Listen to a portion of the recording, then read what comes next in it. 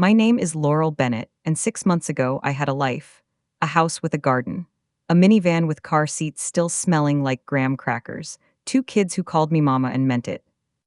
Now I live in my sister's basement, sleeping on a pull-out couch that groans every time I shift my weight. The ceiling is low enough that I have to duck near the water heater. There's a smell down here, mildew mixed with laundry detergent, that clings to my clothes no matter how many times I wash them. This is what rock bottom looks like. My ex-husband, Derek, took everything, not just the house or the car. He took my children. He took my credibility. He took the life I spent a decade building and shredded it in front of a judge who looked at me like I was a problem to be solved.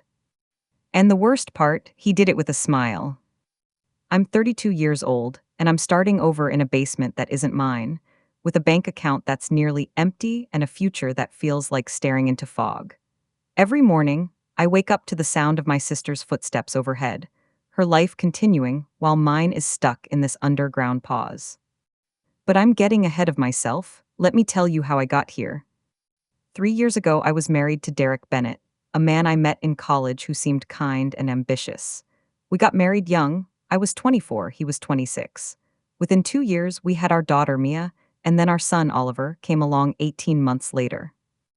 I loved being a mother. I loved the chaos of it.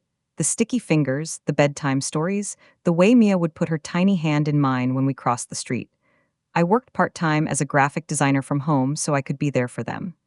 Derek worked in commercial real estate, climbing the ladder, making more money each year. On paper, we looked perfect. But perfection is a performance, and I was exhausted from pretending. Derek was controlling in ways that felt invisible until I tried to push back. He made all the financial decisions. He decided where we lived, what we drove, how we spent our weekends. When I suggested couples therapy 2 years into our marriage, he laughed.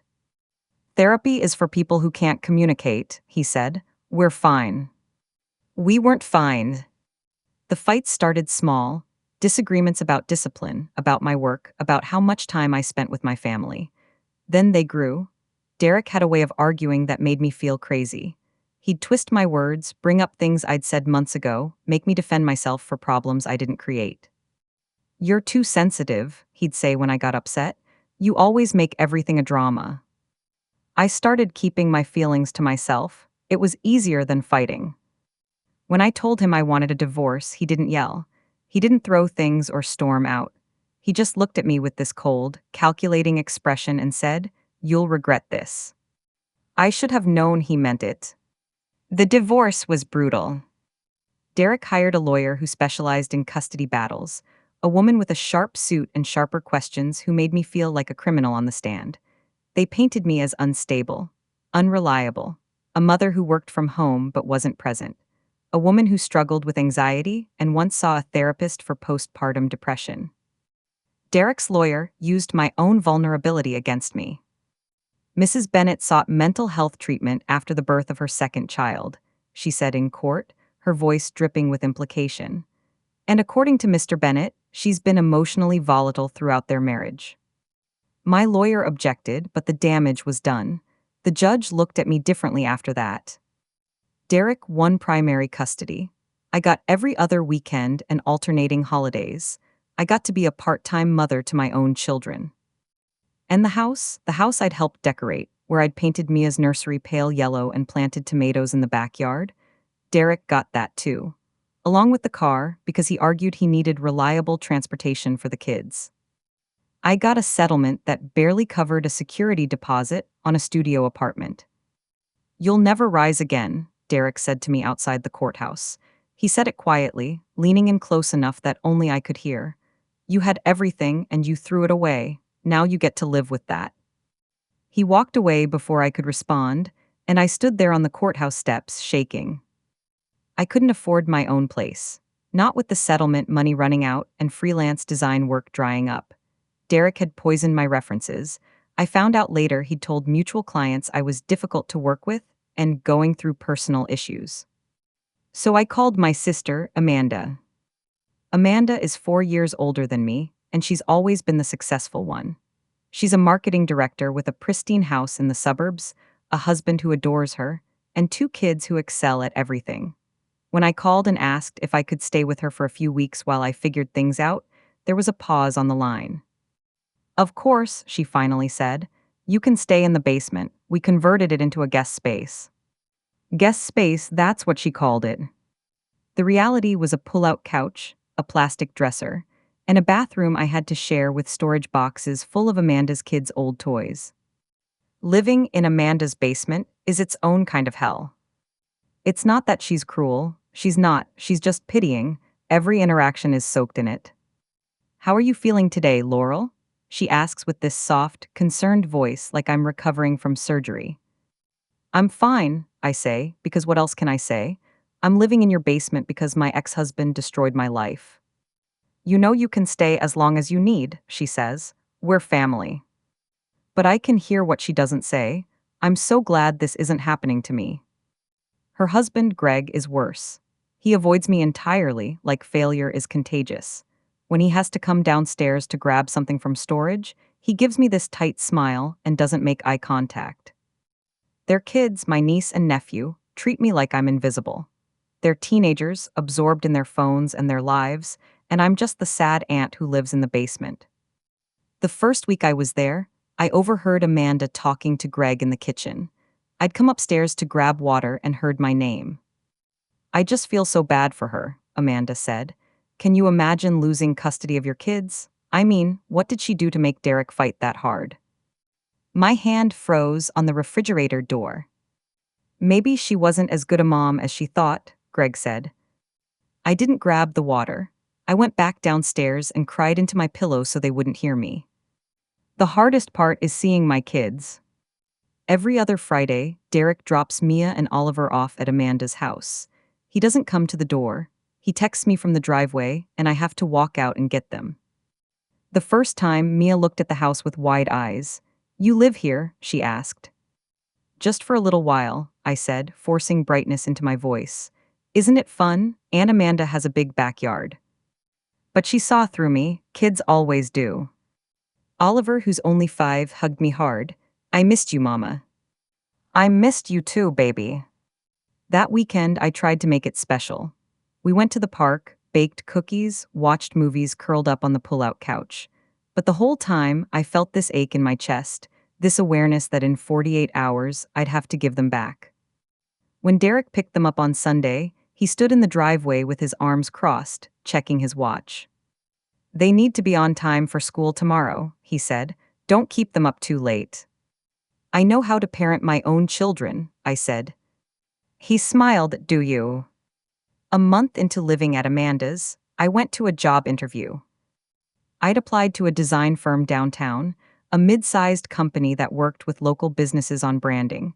It wasn't glamorous, but it was stable. Benefits, a paycheck, a way out of the basement. The interview seemed to go well.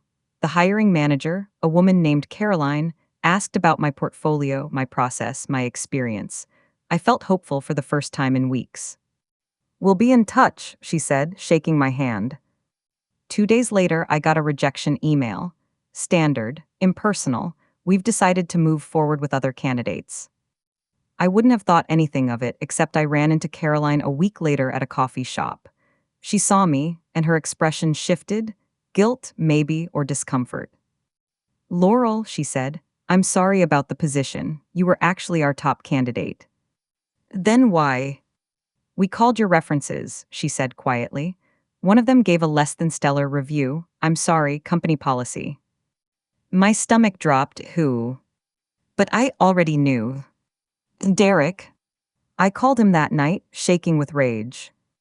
Did you sabotage my job interview? I demanded. I don't know what you're talking about, he said, his voice maddeningly calm.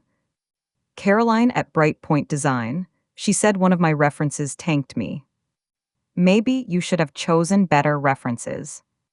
You weren't a reference, Derek, you're my ex-husband. I'm also a professional in this city, he said. People ask me questions, I answer honestly. You're ruining my life. No, Laurel, you ruined your own life when you decided to blow up this family. I'm just making sure people know who they're dealing with. He hung up before I could respond. The following weekend, Derek invited me to Mia's school spring concert. I didn't expect the invitation, but I wasn't going to miss it. I arrived early and found a seat in the auditorium. Derek was already there, front row, center with his new girlfriend beside him. She was young, maybe 26, with perfect hair and a confident smile. Mia spotted me from backstage and waved. I waved back, trying to ignore the knot in my stomach. After the concert, parents gathered in the lobby for refreshments. I was standing by the cookie table when Derek walked over with his girlfriend. Laurel, this is Jessica, he said. Jessica, this is my ex-wife. Jessica extended her hand. Nice to meet you. Derek's told me so much about you. I shook her hand, feeling like a prop in Derek's performance. Mia was wonderful tonight, I said, trying to focus on my daughter. She's been practicing so hard, Jessica said. She's such a sweet girl. I felt something crack inside me. She's my daughter, I know she's sweet. Derek put his arm around Jessica. We're taking the kids out for ice cream. You're welcome to join us if you want. The way he said it, casual, generous, made it clear he expected me to decline. I'd love to, I said. His smile faltered. Great. The ice cream outing was excruciating. Mia and Oliver were excited, bouncing in their seats, but I felt like a ghost at the table. Derek and Jessica laughed and joked, asking the kids about school, while I sat on the end, pushing my ice cream around with a spoon. Mama, aren't you going to eat yours? Oliver asked. I'm just savoring it, I lied. Derek leaned back in his chair, his arm draped over Jessica's shoulders. You know, Laurel, you should really try to move forward. The kids need stability, and dwelling on the past isn't healthy. I looked at him across the table, his smug expression, his perfect life, and felt something inside me harden. I am moving forward, I said quietly.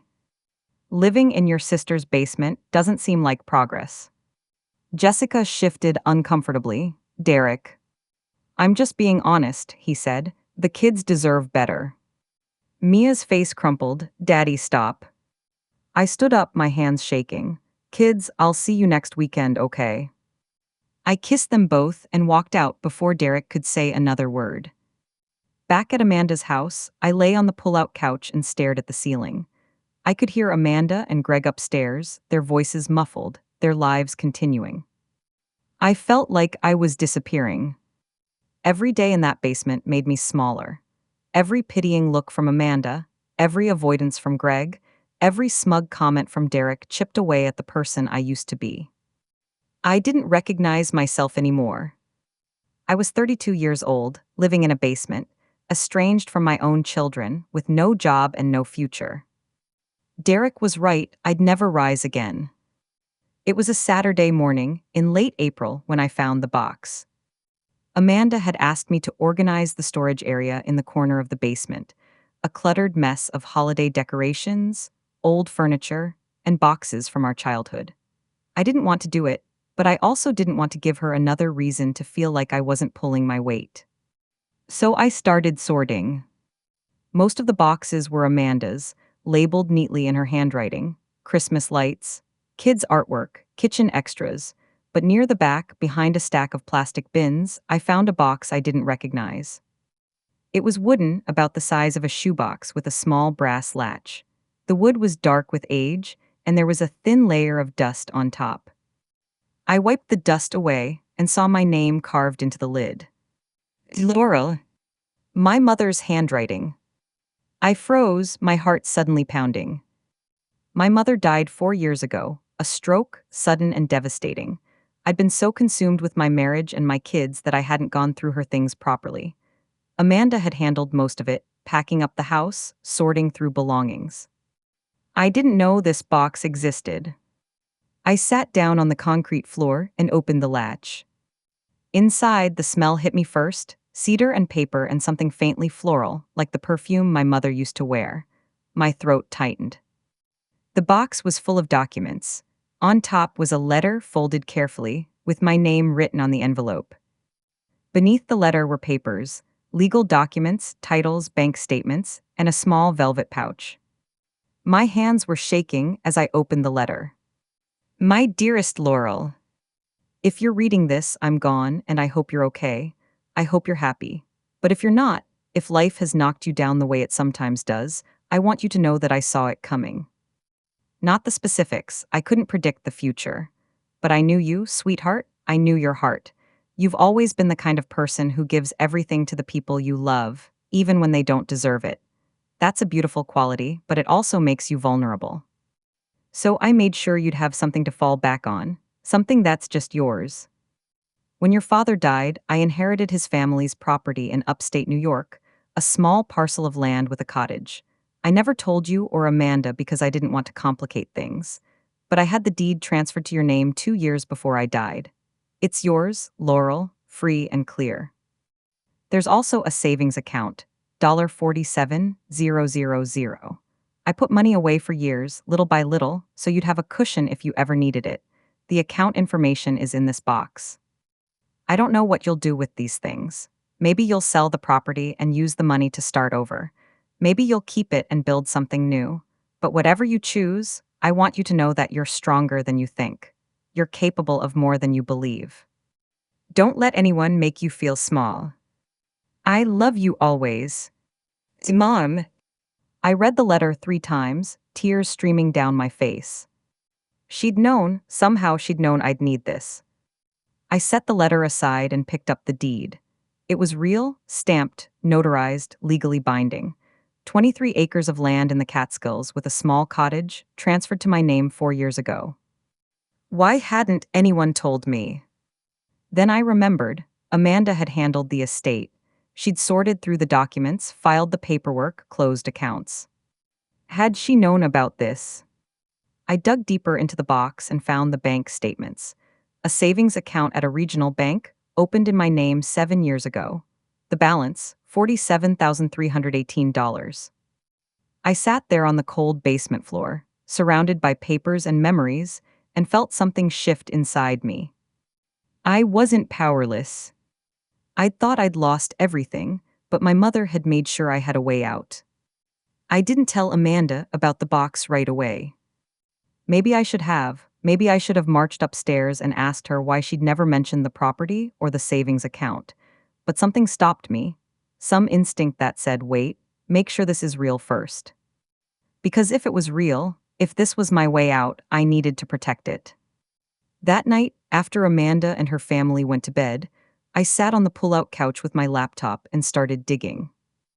The deed listed the property as being in Pine Ridge, New York, a small town in the Catskills. I found it on Google Maps, a forested area about 2 hours north of the city. The cottage was small, according to satellite images, but it was there. I searched property tax records and found my name listed as the owner. Taxes were current, paid through an account my mother had set up before she died. It was real. Next, I called the bank listed on the savings account statements. It was Sunday night, so I had to wait until Monday morning to reach anyone, but I barely slept. At 9 a.m. sharp, I called. Hudson Valley Savings Bank, how can I help you? The woman's voice was cheerful. Hi, I need to verify an account, I said, my voice shaking.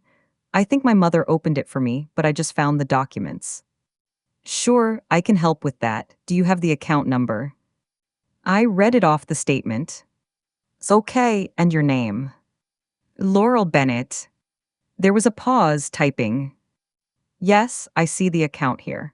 It's a savings account opened in 2018. The current balance is $47,318. I closed my eyes, relief washing over me, and I have access to it. You're listed as the primary account holder, so yes. You'll need to come in with identification to activate your access, but the account is yours. I thanked her and hung up, my hands trembling. This was real. I had property, I had money, I had a way forward. The next step was harder. I needed a lawyer. I couldn't afford much, but I found a local attorney who offered free consultations. Her name was Patricia Reyes, and her office was small but tidy, located above a dry cleaner. I brought the documents, the deed, the bank statements, my mother's letter, and laid them out on her desk. Patricia read through everything carefully, her expression neutral. This is all legitimate, she finally said. Your mother transferred the property to you before she died, so it's not part of her estate. And the savings account is in your name, so it's yours. Why didn't anyone tell me about this? I asked. Patricia looked up. Who handled your mother's estate? My sister. Did she have power of attorney? No, but she was the executor. Then she would have seen these documents when she filed the estate paperwork. Whether she knew what they meant? Patricia shrugged. That's a different question. I felt a cold knot forming in my stomach. What do I do now? I asked. You make sure everything is in order, Patricia said. Confirm the property taxes are current. Activate the bank account. Visit the property and assess its condition. And if you're planning to use this in any legal capacity, like custody negotiations, document everything. Can my ex-husband claim any of this? I asked. Patricia shook her head. The property was transferred to you before your marriage ended, but it was never marital property because it was a gift from your mother, and the savings account was in your name alone. He has no claim to any of it. For the first time in months, I smiled. I drove up to Pine Ridge the following weekend. The property was more beautiful than I'd imagined. The cottage was small, maybe 1,000 square feet, but it was solid, with a stone chimney and wide windows overlooking the trees. The land was wild and overgrown, but peaceful. I walked through the cottage slowly, running my hands over the walls, the counters, the old furniture my mother must have left there. This was mine. For the first time since the divorce, I felt something other than despair. I felt possibility. 2 weeks later, Derek requested a meeting. His lawyer called my lawyer. I'd hired Patricia officially by then, and said Derek wanted to discuss custody arrangements. I knew what that meant. He wanted to renegotiate, probably push for full custody so he wouldn't have to deal with me at all. We met at a conference room in his lawyer's office. Derek sat at the head of the table, his lawyer beside him, both of them looking polished and confident. I sat across from them with Patricia. Derek's lawyer started. Mr. Bennett has concerns about the stability of Mrs. Bennett's living situation. He believes it's in the children's best interest to formalize a custody arrangement that prioritizes their welfare. Translation, he wanted to cut me out completely. Patricia glanced at me, I nodded. Mrs. Bennett's living situation has changed, Patricia said calmly. Derek's lawyer raised an eyebrow. Oh. Mrs. Bennett recently came into an inheritance from her late mother, Patricia continued. She now owns property in Pine Ridge, New York, as well as a savings account that provides financial stability. Derek's expression shifted just slightly, but I saw it. Surprise, confusion. I wasn't aware, his lawyer began. There was no reason you would be, Patricia said. The inheritance predates the divorce and was never marital property. Derek leaned forward. What property? I met his eyes. My mother left me land and a cottage in the Catskills, 23 acres. It's been in my name for 4 years. His jaw tightened. Mrs. Bennett plans to relocate to the property and establish a stable home for her children, Patricia said. We'll be filing a motion to revisit the custody arrangement. You can't be serious, Derek said, his voice sharp. You're going to move to the middle of nowhere. It's 2 hours from here, I said, and it's mine. My children will have space, stability, and a mother who's present. They have stability now, Derek snapped. Do they? I asked. Or do they have a father who uses them as leverage and a revolving door of girlfriends? His lawyer put a hand on his arm. Mr. Bennett. But Derek wasn't done. He looked at me with something close to hatred. You think this changes anything? You think a piece of land makes you a better mother? No, I said quietly, but it gives me a foundation, something you spent months trying to take away from me. He stared at me, and for the first time since the divorce, I didn't look away. We'll see you in court, Patricia said, gathering her papers. The custody hearing was 3 weeks later. This time, I walked in prepared. I had documents proving ownership of the property, photos of the cottage, a budget showing financial stability. I'd even enrolled Mia in a school near Pine Ridge and lined up a part-time design job with a firm upstate. Derek's lawyer tried to argue that I was unstable, that moving the children would disrupt their lives. But Patricia dismantled every argument. Mrs. Bennet has provided a safe, stable home, she said. She has financial resources, a career, and a support system. She's asking for shared custody, nothing more. The judge reviewed the documents, asked me questions about my plans, and then looked at Derek. Mr. Bennet, do you have any evidence that Mrs. Bennet is unfit? Derek's lawyer hesitated. Your Honor, we believe. Evidence, the judge repeated. There was a long pause. No, Your Honors. The judge nodded. Then I'm granting Mrs. Bennet's motion. Custody will be shared equally, alternating weeks. The children will transition to their mother's residence in Pine Ridge beginning next month. I felt tears prick my eyes, but I didn't let them fall. Not yet. Derek stood abruptly and walked out without a word. Moving to Pine Ridge was the best decision I ever made. The cottage needed work, new paint, updated plumbing, furniture that wasn't 30 years old, but I did it slowly, piece by piece.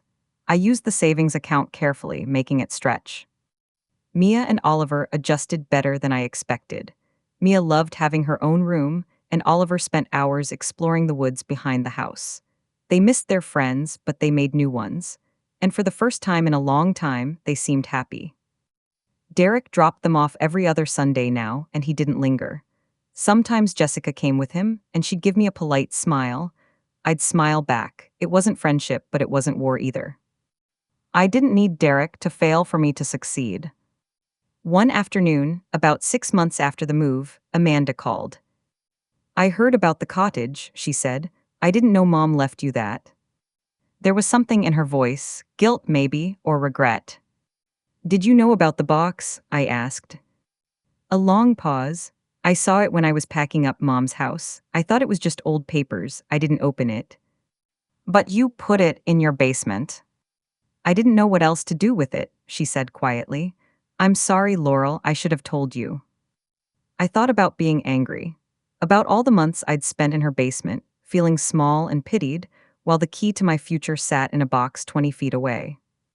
But anger felt exhausting. I'm okay now, I said.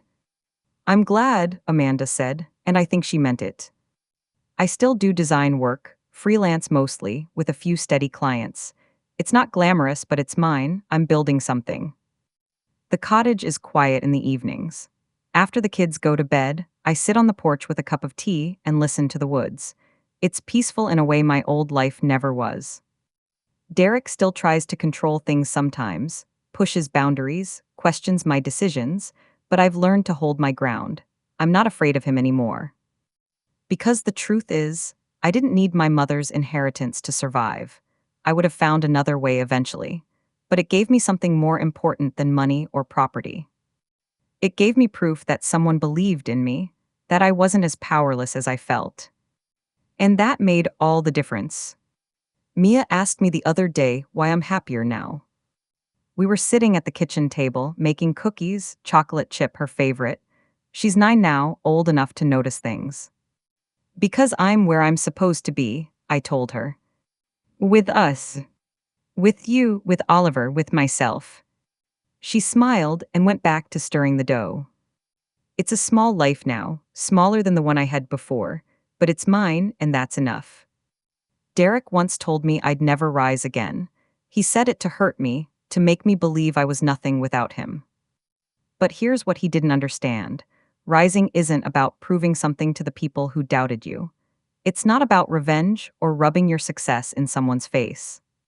It's about finding your footing again, building something real, creating a life you don't have to perform. I don't need Derek to know I've risen. I don't need Amanda to see it. I don't even need to prove it to myself anymore. Because I'm already here. I'm home. If you've ever lost everything to someone's betrayal, if you've ever felt like you'd never recover, I want you to know something. You will.